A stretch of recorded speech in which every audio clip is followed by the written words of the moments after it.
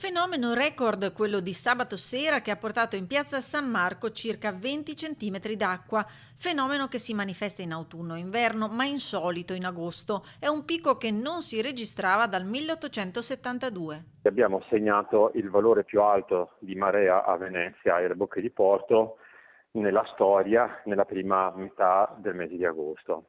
Fenomeno frutto dell'innalzamento del mare e la concomitanza di piccoli eventi meteorologici. I record che abbiamo toccato in questi ultimi anni erano dovuti a fenomeni meteorologici molto particolari, molto intensi. Ricordiamo 12 novembre del 2019 in cui una struttura che pare potesse definire come un ciclone similtropicale è passato sopra la laguna, oppure il 29 ottobre del 2018, tempesta Vaia, venti eccezionalmente forti, eccetera, eccetera. Per cui il valore della marea a Venezia è estremamente sensibile a varie configurazioni meteorologiche o anche ai cambiamenti climatici.